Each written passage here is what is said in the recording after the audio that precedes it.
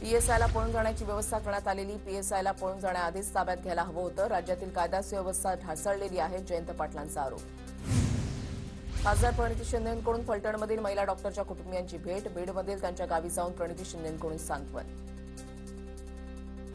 शिवसेना पक्ष आणि चिन्हासंदर्भात सुनावणीची तारीख जवळ आली की शिंदे दिल्लीला जातात. मालक दिल्लीमध्ये असल्यानं शिंदेंना वारंवार जावं लागतं.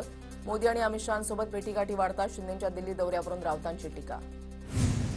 महापालिका निवडणुकीनंतर शिंदेंचा पक्ष भाजपामध्ये विलीन करावा लागेल. मोदी शहांनी शिंदेंना ताकीद दिल्याचा संजय राऊतांचा मोठा दावा.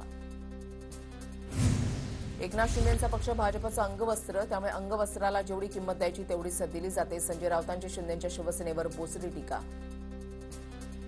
एकनाथ शिंदेंचा पक्ष कोणाचे अंगवस्त्र आहे की नाही याची चिंता तुम्ही करू नका. तुमची लाज फक्त तुम्ही राखा. शिरसाटांचं राऊतांना उत्तर. मोदींच्या आणि शहांच्या 100 पिढ्या उतरल्या तरी बाळासाहेबांची शिवसेना बाळासाहेब ठाकरेंचं पुण्य चोरता येणार नाही. सत्य समोर ठेवून न्याय करावा लागेल. संजय राऊतांची शिवसेनेच्या पक्ष आणि चिन्हाच्या लढाईवरून टीका. संजय राऊत भाजपचे प्रवक्ते नाहीत. त्यांनी काँग्रेससोबत तडजोड करावी. आमच्यामध्ये तोंड खुपसू नये. मंत्री गुलाबराव पाटलांचा संजय राऊतांना इशारा.